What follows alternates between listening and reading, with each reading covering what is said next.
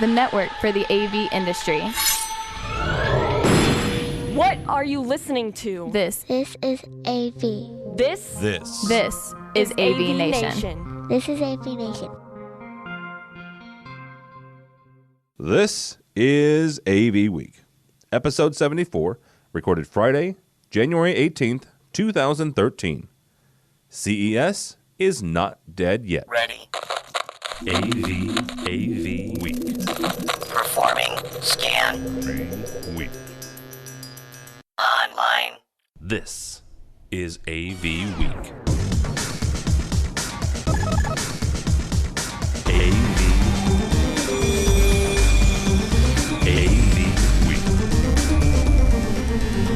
It is time for AV Week, your weekly wrap-up of audiovisual news and information. My name is Tim Albright. I'm your host. Thank you so very much for joining us. With us this week is Mr. 49er himself, Rich Fregosa from FregosaDesign.com. How are you, sir? Good. Uncle Richie says go Niners. Can First 2013 podcast for me, so glad to be on. Yes, but not your first time doing webbish stuff. I watched you the other day doing the CE Pro webinar, so that was very cool. Yeah, thanks. I didn't intend to do it solo, so that was unfortunately Johnny Moda, our other frequent panelist, was supposed to be with me, but he was too busy working, so I was not happy about that. You know, you'd think he'd do the free stuff first. Those darn jobs that get in the way. Mr. Phil Cordell, he is the AV professional. I don't know if you're the only rap artist that does AV-centric stuff, but you're the best one that I know. How about that? Well, thanks, man. I appreciate that. How are you, sir? I'm doing well, man. Thanks for having me on again. Absolutely. And last but not least, Bill Stiteler. He is an associate editor with AppleTell. How are you, sir? I'm doing well. Thanks for having me on again. Absolutely. This week is kind of a hodgepodge of stuff. We're going to start out kicking around CES. I know it was a whole week ago, but there's some AV stuff that came out of it, and we'll talk about it here in a second. The devil, you say. I know. It was a long time ago. We already have another trade show to talk about. You know, ISE is coming up in a couple weeks. So. And Macworld iWorld. See, we'll talk about Macworld, because actually Crestron did win an award at Macworld. We can talk about what Windows 8 means to AV, maybe very possibly. And also, Samsung is making $8 billion. I'm doing something wrong. The thing with the pinky? Yes, $8 billion. $8 billion. But first, one of the four of us actually trudged over to Las Vegas, and it wasn't me, nor Bill, nor Phil. Kind of rhymed. Mr. Fregosa, why don't you give kind of a rundown here of the world of the Consumer Electronics Show, and, you know, kind of what your takeaway was from this year. You know, it was CES was interesting this year. I got in, I think the day after press day, some more seasoned and I thought more fun leaders handle the press duty. So I was basically there covering it for CE Pro, blogging for them and doing a lot of videos and booth tours. And our illustrious leader, Julie Jacobson, kind of set me loose and said, just kind of go look at whatever interests you. So I pretty much took in the entire show. And the takeaway that I got from it is it almost felt like a tale of two shows. When you go to the Central Hall, you had kind of, you know, the new big five. So there was Sony, Samsung, LG, Toshiba, Panasonic, you know, the people that we had used to seeing there. And it felt like the normal CES that we read about, you know, lots of displays, big TVs, and, you know, new technologies, and, you know, AV components galore. But you got outside of the Central Hall or out of the main floor, and I felt that it might as well have been called the mobile device slash tablet slash Android show, because it was all about mobile and headphones. You know, it was the tablet and headphones show. You know, I think there was even one furniture manufacturer that was showing headphones. That's how nutty it got. So, you know, you could see that it was definitely that paradigm shift is starting to occur. That we've been talking about for a couple of years. And I think we said last year even, it's like, you know, we've seen a lot of headphones now. I wouldn't be surprised if it picks up speed. and it picked up even more speed this year. Really, I walked away kind of scratching my head, wondering if current makeup is going to be here within the next 3 to 4 years. I truly think that what may wind up happening is all these mobile manufacturers might get together and say, we don't really need this show anymore. And, in the same manner that what happened to Comdex, 20 years ago with the computer industry. You start to feel that CES is getting a little long in the tooth. And although they said that, it was one of the biggest shows in history, maybe in square footage, but I think that's just because they might have had wider hallways in order to make it feel bigger. But in terms of the overall kind of teeming masses that were there, it didn't feel as busy even as last year. Really? Yeah. And again, and this is anecdotally how I felt about it. And I was through all of the halls. It just felt as if there wasn't near the same kind of density of people during the day. So, it was pretty interesting, but again, got to see lots of 4K, got to see lots of OLED, got to see lots of curved LEDs, some great audio demonstrations. Really happy with what some of the wireless audio solutions, especially WISA, was doing. It's CES, what is it? I'm not dead yet. Is kind of what I felt like with CES. 5 minutes in, and there's a Monty Python reference. Yeah. Hey, Rich, I have a question. Yeah. Were you at the Qualcomm keynote? God, no. Jeez. Wow. Yeah, put Maroon 5 on stage and then not play their music because you didn't license it. Yes. It was just, that was some good stuff. That was some good stuff. No, I read several of the tweets about it, but no, I was glad that I did not participate in that. I would have loved to have been there for that. That would have been amazing. Second only to the Tim Tebow signing over at Soul Headphones. There was a line out the door that the press couldn't even get in. Oh, wow. Wow. Yeah. Yeah, I went to CES 2 or 3 years ago, and I think I agree with Rich, is that it's sort of a really weird... It's a really weird sort of mix of... Well, I mean, it's consumer electronics, but then there are also people who are trying to get you excited about the new capacitors that they've, invented. And so it just seems like it's too much. It's too broad of a category. Okay, so let me ask you guys this, because the only shows that... I've never been to a CES. I came this close to going this year. What is that? How is that different? And I'm not trying to be simplistic here. I understand it's consumer electronics, but how does that vary from maybe CEDIA, which is a little more resi? That's more home. Consumer. What are you guys? Eskies still? And then you've got Infocom, which is more pro and installed. Then you have ISE, which is a nice combination of both. Kind of give me the elevator pitch for going to CES, maybe, if it's tablets and headphones. I don't know. In our side of the industry, less and less compelling reasons. Unless you are planning on being as much up to date as you can on kind of the BYOD, the bring your own device movement, so that you can kind of plan and see what people might be bringing. That you have to interact with.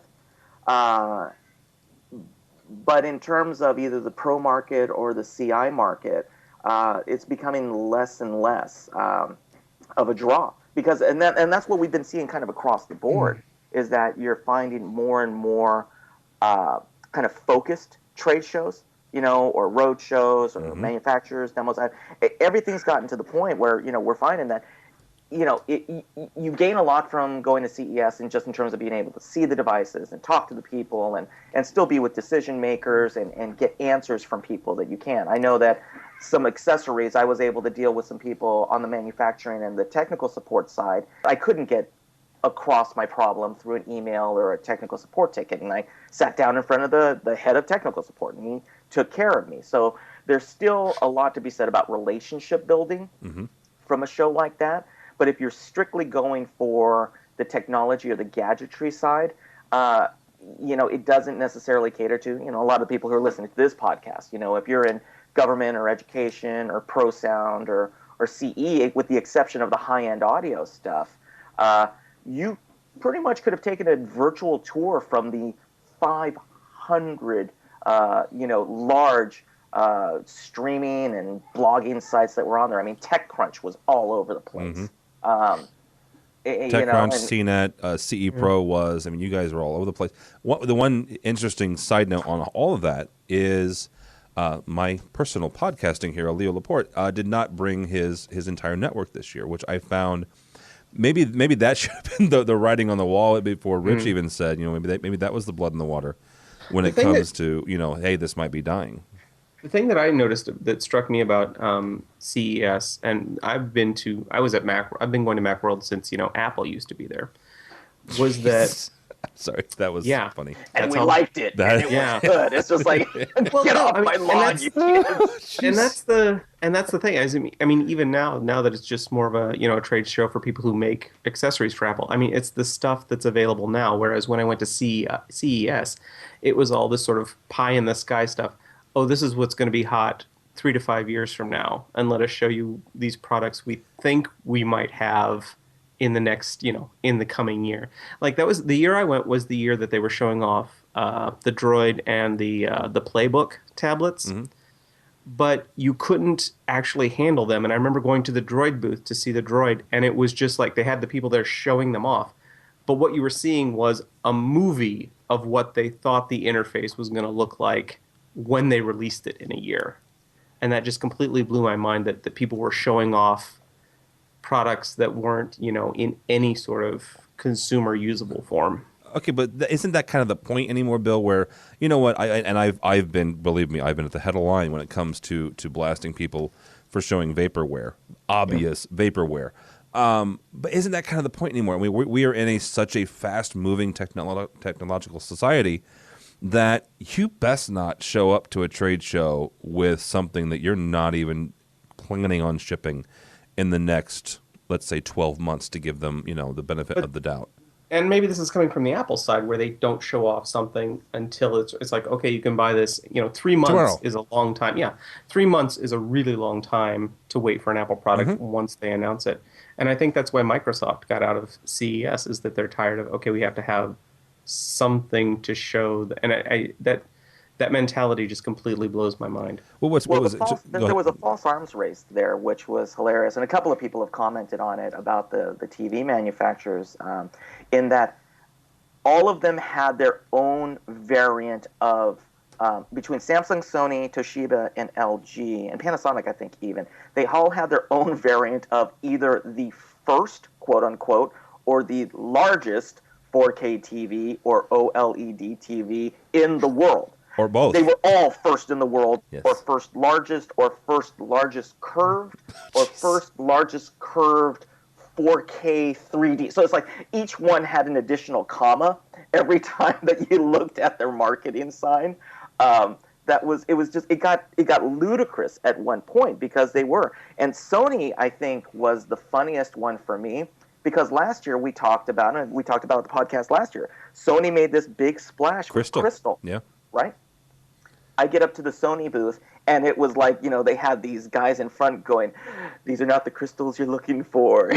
Oh, nice. It was just, and I sat there looking. There was not a mention of Crystal LED anywhere. It was like it ceased to exist. I was like, Crystal LED? Oh, no, we never had that. And you know what, Fregosa? You're the reason I kept looking for it all year long, too. Yeah.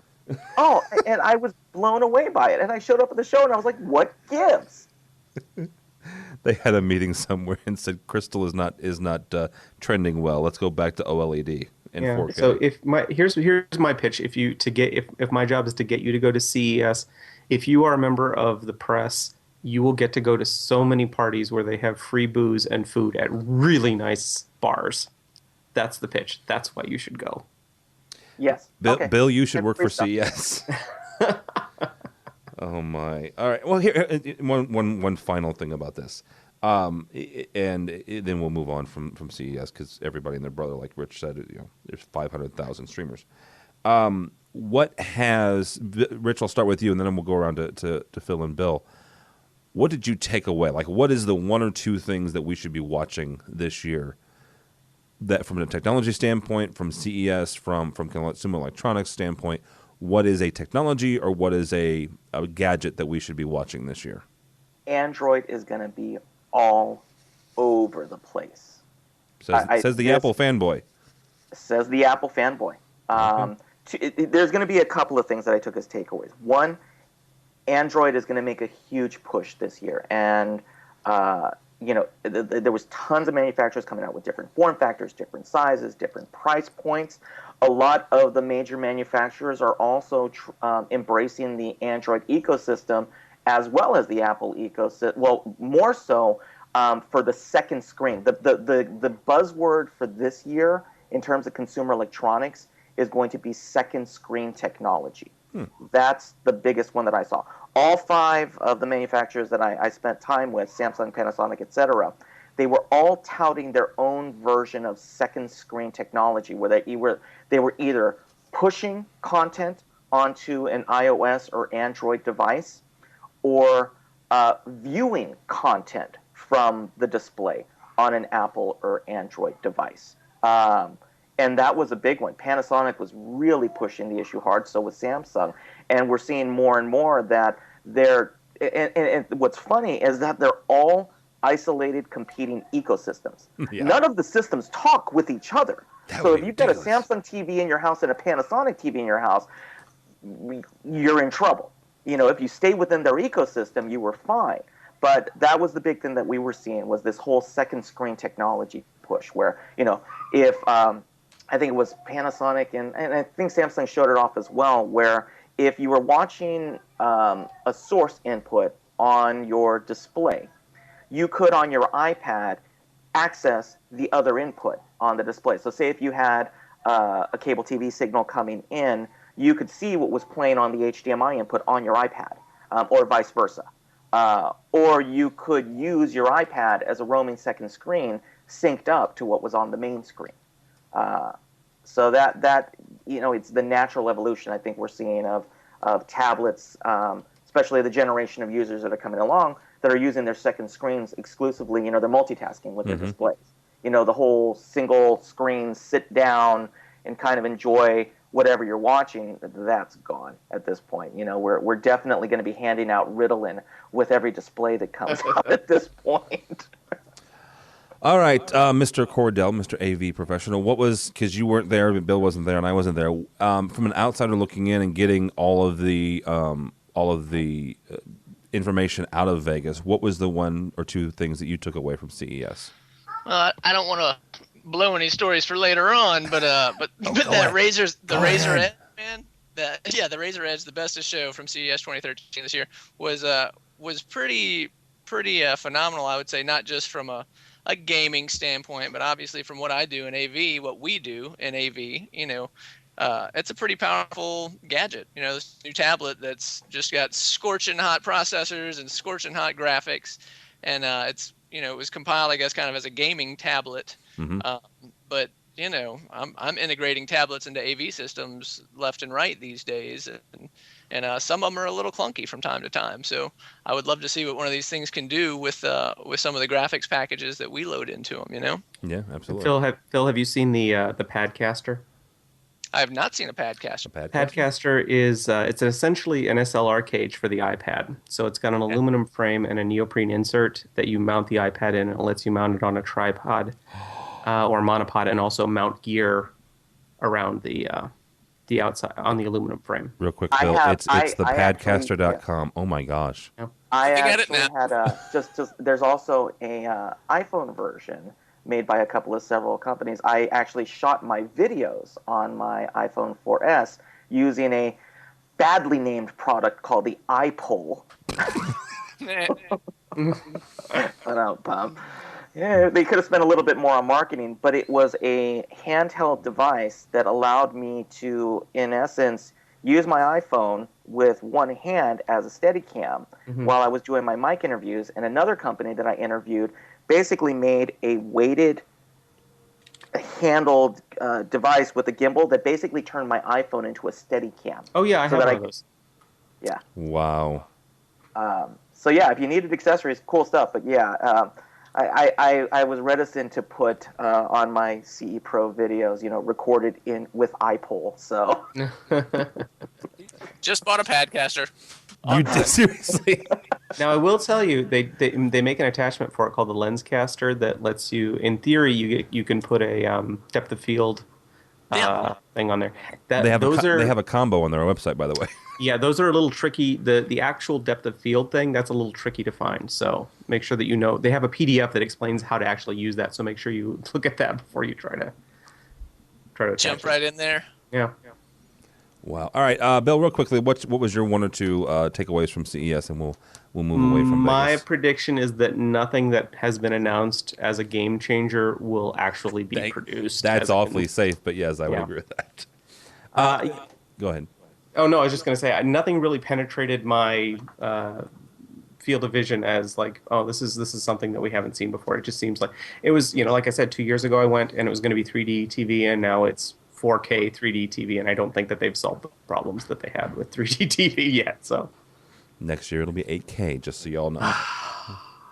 That's double. It's double that, and then next year there'll be 16, and then the year after that it'll be how many 2000. Ks can we get Before they retire it? I don't know. How many U's can we get? Ultra HD. So. This comes to us from New York Times. We were talking, Rich mentioned the Big Five. One of the biggest players still in AV is outside of AV, and its name is Samsung. And this is just real quick, and just kind of a question for all of you guys. Samsung, the story is that they're making $8.3 billion.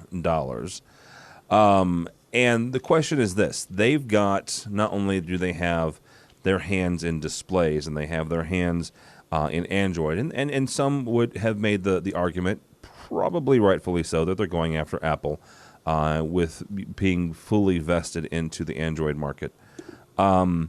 Is there any reason that we should not expect them to at least dump some of this money back into the AV market when it comes to whether it's trying to develop 4K or 8K? And I understand that's a buzzword, but it's an awfully popular buzzword.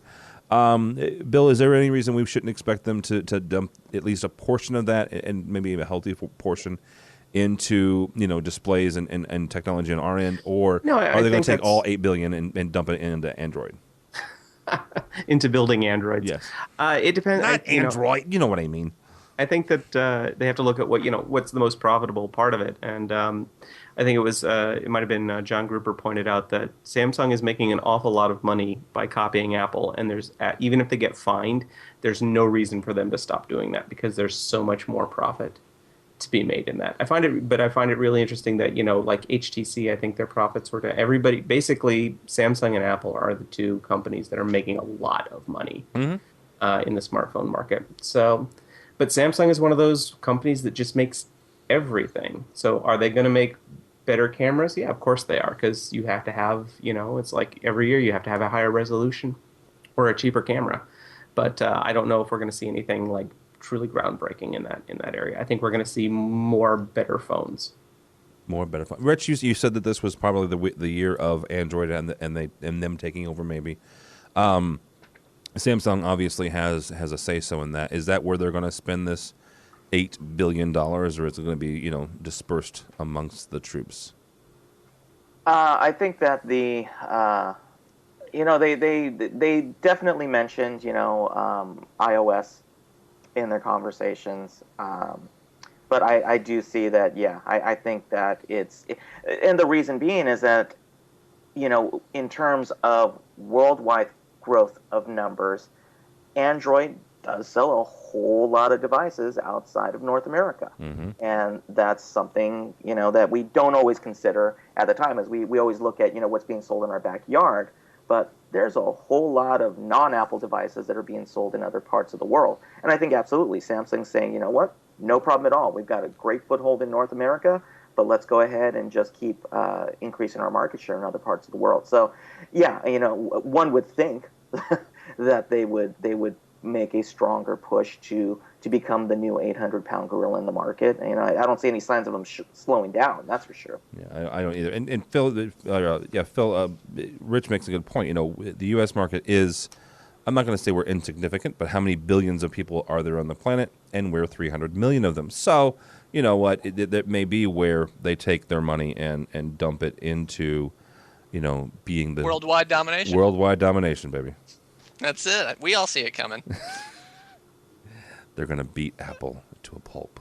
So. Well, I mean, it's just interesting, when they open it up like that, like Android did to everybody, and I mean, to me, it was just a matter of time. Yes, Apple's got something really cool and special, and from a design standpoint, it's just excellent. But when you let everybody get their hands in there, as Android has done, it's going to lead to good things, I think. Didn't they just change Android so that you have to agree to an SDK before you can? Yeah, I'd heard something about that as well, but I think that they still have more options available to them and to the wider public. When that's also to get the latest versions. I mean, you can still have HTCs that are running Eclair if you want. Yeah. So, actually, I have a general question for any of the three of you, and this is a general Apple question. Mm-hmm. Did they not see this coming? And I'm only asking because early on in the conversations, and actually we've talked about it on this podcast probably a year or so ago, the fact that Android and Google kind of not stole, they copied and pasted Microsoft's playbook from the 80s, right? Here comes Apple, and it's all proprietary, and it's expensive, and da-da-da-da-da. And instead of taking the Microsoft, hey, here's an inexpensive OS, so you can put it on any machine, Google said, here's a free OS. Put it on any device you want. Did they not see that coming? They probably. Well, I don't think that they did. Jobs famously told Eric Schmidt that he was going to spend every penny of the company's money trying to destroy them for stealing Android. So I don't think they anticipated that. But Apple isn't playing the game that everybody else plays. They're not trying to get 100% of the market share. They're going after. They have their own particular vision of the products they want to make. And I would agree with that while Jobs was alive, but I don't know that. I don't see that anymore. Well, but I mean, Apple did spend a whole lot of money trying to get Samsung products not sold. Yeah. In North America, which are basically Android devices. So, yes, I think they saw it coming. I think they prepared for it. The fact that they're, trying to bring about, lower cost solutions. I think what they've found out is that they maybe have reached the largest concentration that they're going to get in terms of the premium product. They kind of that right. Well starting to dry up a little bit. They've pretty much, they've ridden for 6 years on the coattails of the iPhone. The iPhone was a revolutionary device. Mm-hmm. The iPad was an iteration of the iPhone, completely transformed a market that nobody else could tap into. That was 3 years ago. So what's happened now is after 2 back-to-back grand slams, Apple currently doesn't have anything, any arrows in the quiver like that right now. So what's happening is exactly what we're seeing with the numbers. Everybody else is catching up. Other options are becoming available. They're giving consumers the choice where initially Apple was the only player, with any real chips in the game. There was no choice. Exactly. I want to point out that Apple doesn't have any products that we know about. Yes, this is true. And we are not. Again, this is not. Oh, here's this amazing product that in 2 years we'll be ready for it. But the thing is, I mean, Apple is still they're the largest company. They're the most profitable company in this field, and I don't think that they. I mean, you talk about the Android ecosystem.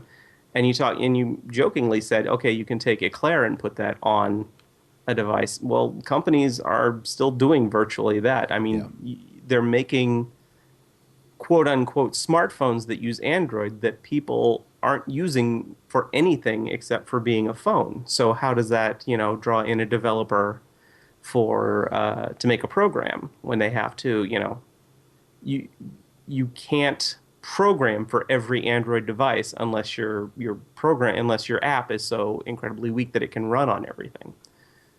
No, and that's valid. Real quickly, if you read the Steve Jobs biography, Rich, actually the iPad came first, and they kind of took that and put it on the iPhone. to market. To market, yes, to market, yes, to right. market. That was my point. That right there. That was a revelation to me. I was like, "Holy crap! Seriously?" Well, the comparison I always like to make is that the iPhone and the iPad, the whole iOS thing, they're not really phones or tablets; they're consoles, and that's what's really attractive to the developers. Is when you are programming for it, you know exactly what the specs are, because every device is going to be the same. As opposed to like the Android, which is like the PC market, and you have to tell people, okay, you need these specs and these specs and these specs.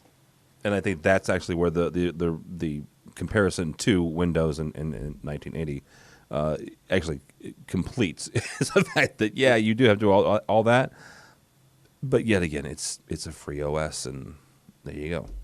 All right, you are listening to AV Week with Mr. Bill Stiteler from AppleTell, Phil Cordell, the AV professional, and Rich Fregosa from Fregosa Design. We're going to get into a couple of other things real quickly, guys, kind of rapid fire on these. Crestron, real quickly, they had this thing, and it's wireless. It's called Rava, all right, and it's hands-free communication over Ethernet for Crestron. And I don't know if anybody is excited about this. I'm still confused about it. So either you, Rich, or you, Phil, I guess, Rich, we'll start with you. Is this something to be excited about? And can you please unconfuse me? Yeah. To be excited about, I wouldn't go that far. Thank you. I think it's something else that's nice. The big problem and this is really more for the way that I see it is more for residential use. I'm sure there are tons of commercial and educational applications for it. I haven't gone completely into the specs yet to see if it's robust enough. The Crestron offering to work with, internet telephony is not anything new, and that's basically what we're doing. Is we're just dropping internet telephony into touch panels, and Crestron is doing that with Rava or whatever it's called. Rava. But and what they're basically saying is, look, you already have this device in the room. Rather than having this device and a separate phone, which you may or may not have in there, which may be an analog system, which may be a closed IP telephony system that doesn't work with it, you can use these to very quickly have panel-to-panel communications. And so whether that it is a small wall panel, whether it's some versions of our wireless panel, like with the 8XGA, which is their 8-inch wireless touch panel, or coming soon with our new lower-cost in-wall touch panels, you can have touch panel to touch panel communication and use it as an intercom, as a virtual intercom. And with these outboard devices made by a company called Barrix, you can go ahead and inject existing analog devices as intercom. So you could theoretically have somebody ring the doorbell or an old analog door station, have it ring across all of the touch panels, maybe across the distributed music system so you know that they're there, go up to any touch panel in there and do the basic, push to talk, talk to them, have the conversation, release the door lock or the gate, and let them in and be able to see the video cameras as they come in. So it's just another part, I think, of Crestron saying, look, we're trying to be in the single source solution for all of it. So we can provide the technology so that you can get your video camera streamed to your touch panel or mobile device. We also do have the ability for the controls. We have our music system, our speaker system, our amplifiers, our video distribution, and now, by the way, we also do intercom. And don't forget and that's shades. kind of what I see it. And don't forget shades. And don't forget shades. Shades. I really wish they'd stop that, by the way. Sorry. Well said, Uncle Richie. Yeah, I've said this before. I wish that they would focus on their core competencies and try to sell and stop trying to sell me shades. Because the minute that my Crestron rep walks in with a microphone, I'm leaving. because they will. Just give them time. Yeah. All right, let's move. Go ahead. as I say, it's just expansion of new technologies. Yeah, we can throw that in there. We can do that too. We can do this too. You got a VoIP system? Yeah, now we can integrate that. We'll do that too. Almost from a, are they're attempting to be like the smartphone of the AV world, where it'll do, your Crestron panel will do multiple functions now, as opposed to just controlling your room. And they really do take that into whole home integration. And I think in a house, that would probably be kind of a neat thing to show your neighbors. Like, that's a real phone call going on in there. But I know that other manufacturers have already integrated audio as well as some video calls, I believe, on their touch panels. Something tells me there's a frozen yogurt machine in George Feldstein's office. That's all I'm saying. Well, now that we can control, wolf ranges with it, not only that, but we'll defrost Yes. the yogurt. So that Yeah, what is that about? Bam. I mean, come on. I'm sorry. I almost want to do it just because. I'm surprised you haven't, honestly. Do you have a wolf range? Let's start with that. Not technically, yes, but it's sitting in my garage until we get the kitchen remodeled. It was a wedding present, and it has been sitting beauteously in my garage doing nothing. So yes, but I didn't buy it. But you can control it now. So. But I do have a new 46-inch display in my dining room. Ooh. Jeez. Which my wife originally had said, "Why are you putting this big TV in there?" And then a couple of weeks later, she went, "Okay, yeah, you're right. It's pretty cool." 46? It's not that big. It's not like you bought a freaking 90-inch. She's about 20 feet away in the kitchen, so I figured that it was proportionately scaled for the room. Perfect. So, got to get your Food Network on. Oh, absolutely. I've gotten hooked on the Pioneer Woman, so that's my new Food Network. Sorry, totally side note. All right. Infocom this week released a new AV Systems performance verification checklist. Both they and CEDIA have actually started pretty proficiently releasing white papers and checklists and stuff like that. Phil, is this something we needed in the industry, or are they just kind of adding to what we already have? Yeah, I don't think it hurts. I think having standards for our industry is certainly a good thing. When you see guys working out of, not that there's anything wrong necessarily with working out of your car, but you run some people that are not AV pros and might not have much business doing what we do, and that's not to say they can't learn to do what we do. But I'm glad there are documents out there that at least show people the right methods. Now, new paperwork and all that good stuff, I don't know about that, so we'll see. Bill, is this something where somebody can either it's a DIYer or like Phil said, somebody who maybe they do twosies off, maybe they're more of a sound contractor and they do some video on the side that helps them out and say, hey, here's some best practice you might want to follow. It would be more useful if I could think of any person who wasn't in the industry who would know what this means. Okay. Typically, it's a big rubber stamp that you see on the back of it. It's like, ISO 9000 compliant, which means something if you're in the industry, but you drive by the factories and you see these big signs that say, we're ISO 9001 compliant. Well, that means absolutely nothing to most people other than you paid to have the money, paid the money to have the sign put up. So I think it's useful if you guys are keeping an eye on each other, but I don't, in terms of helping the consumer, I don't know.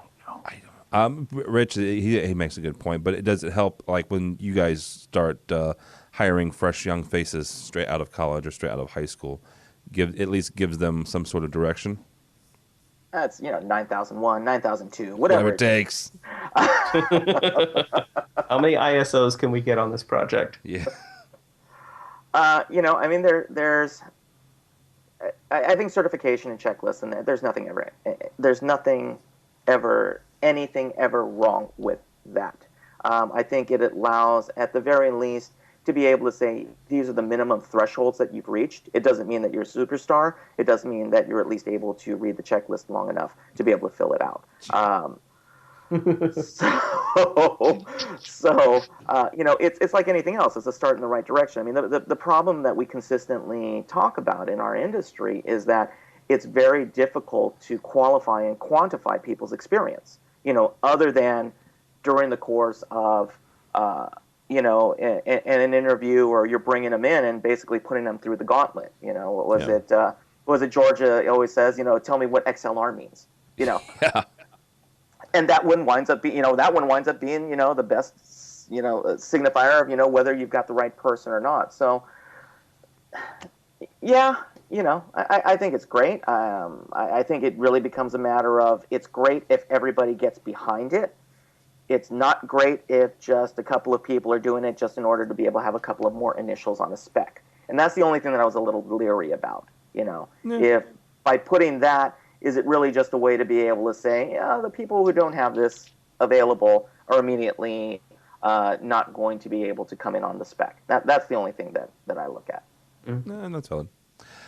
Bill, this comes to us from CNET. Control your lights using Siri and a Wemo switch. Are we getting to the point where, whether it's, we've already talked about Android and the Apple going at each other, are we getting to the point where things like Siri and our smartphones are going to start invading the rest of our house?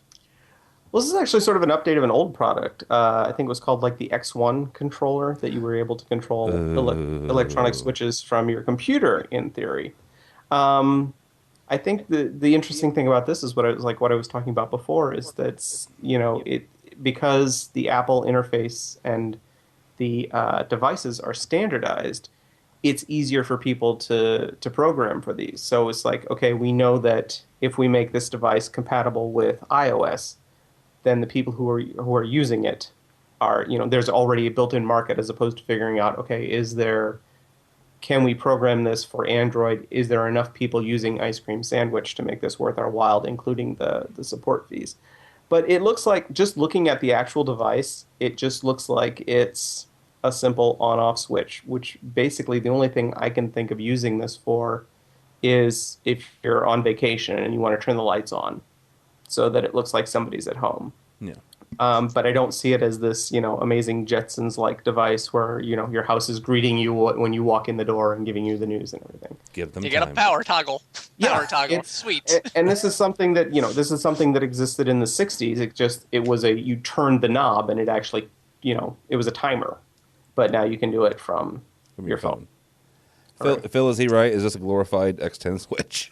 Yeah, I mean, at my house, I can clap and turn on my there it is, the clapper. So should it be a big deal that I can tell Siri to do that too? I don't know. You know what? If you can get Siri to clap, then yes, it's a big deal. No, man, I would agree. It's just, it's neat. I'll give it that. And I think people that don't do what we do probably see it as more of a leap forward than, people like ourselves who are in the control industry, And it's like, okay, cool. So your phone can, power toggle for you. But, if you're already running, Mobile Pro G or something on your smartphone, and you're already controlling a whole processor and doing all types of functions, so it's not quite as big of a deal. You know what? I'm controlling our biggest banquet facility with my iPad. I still thought this was cool. All right. It's Siri.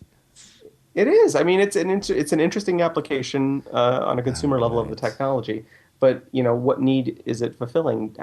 How often do you think, oh, I wish I could turn on the lights in my house right now? Oh, Bill, don't dilute yourself. There are no needs anymore. No. It's all wants. It's all the ability to talk to my processor. If once I can talk to my Crestron processor, then I'm done. I'm toast at that point, because I don't know how I'm going to tie in the digital joins with my voice, and that's a Crestron programming joke. From AVNet, go ahead. Just doing our nerd laugh. Rich from AV Network, is AVISPL trying to take over the world with Samsung? They've kind of expanded out of the 50 states, as it were. With apologies to our north of the border brethren, Matt Scott. Does it really count as international expansion if you go into Canada? Does that even count? You know what? I would like to have one podcast where we don't slam Canada in some way, shape, or form. Just saying. Not going to be this one. Nope, not going to be this one. No, not this time. Not when Uncle Richie's on. We had on Brock McGinnis, who, first of all, has the best name in the world, last month, who's also from Canada. And when I first met Brock at Infocom in Vegas last year, I said, I have a couple other Canadian friends. I have Matt Scott, who's from London, Ontario. And he looked at me and he goes, that's not really Canada. But go ahead. Yeah. They have such an identity. Oh, they do. Hey, good for them. I think that probably Phil has a better feel, or somebody like Don, or some of the others who obviously either see AVI SPL in their specs or see them as a direct competitor. At times, I got to assume that if you're a smaller shop, that is going to be a little bit of cause for concern. They're basically becoming the Walmart of commercial AV. They're just acquiring and acquiring and acquiring to the point where, you either go with them or you don't.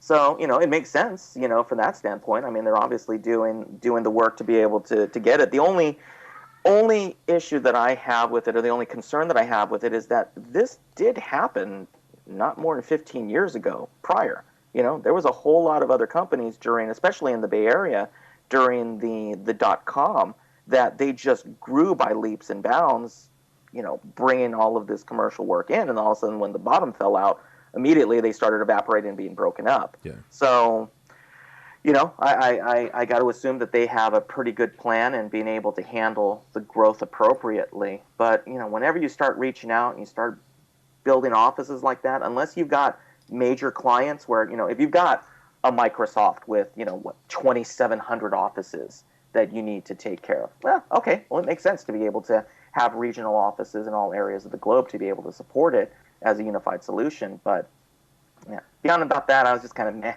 Yeah. Phil, is Rich right? Are they becoming the Walmart, and is that a good thing? Well, I've heard that they don't pay their greeters very well. Oh, so there it is. I would say yes, they are. Now, hire Canadians as readers. that's it, man. Oh. I don't know about becoming the Walmart, but I know that companies value consistency, and I think that they're able to offer a consistent product from an installation standpoint. Obviously, from an equipment standpoint, they're speccing in a lot of the same gear, worldwide. And I think, when you're a large company like that, other large companies look to you for their installation needs. So exactly, I mean, if Toyota's got, offices all over the world, they'd probably appreciate the fact that they know exactly what they're going to get in every office that they have all over the world, and go to one vendor to get that. So that's just kind of what it looked like to me. I think they've got a winning formula from a business strategy standpoint, as long as they're not expanding faster than they can, get those new expanded offices self-supporting financially. I think as long as they're selling out of there, they're going to be fine, So how much of this company's budget is dedicated to preventing other companies from finding out that Skype exists?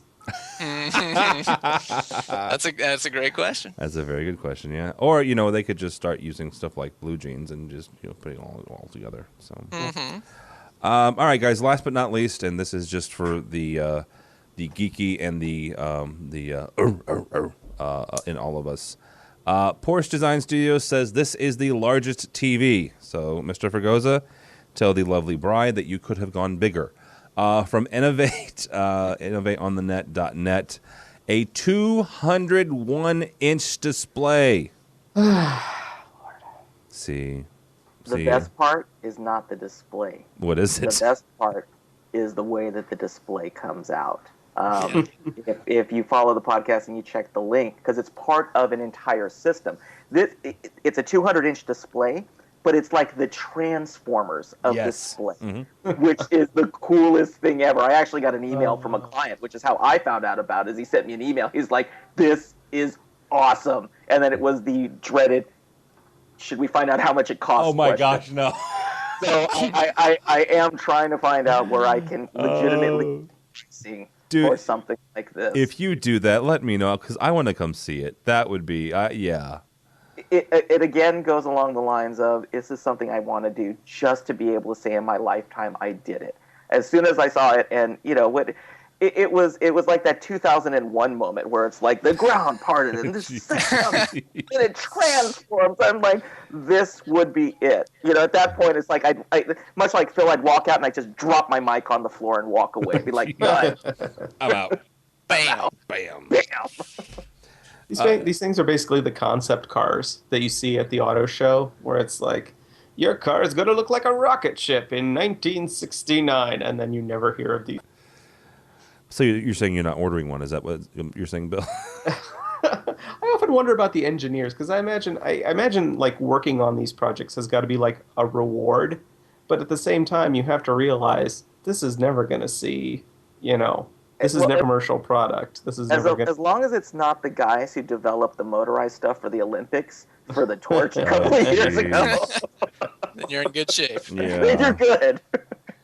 Those poor guys. They probably got beaten or something. Phil, are we putting one of these into one of your fine installations? Afraid not, man. It'll be probably be a little while before, particularly before a commercial client wants to spring for one of these puppies. I'm just saying you're closer than Rich is to me. So. Oh, yeah, so you can come by my place. Yeah. We'll check it out. Absolutely. Me personally, absolutely. From a business standpoint, it'll probably be a little while.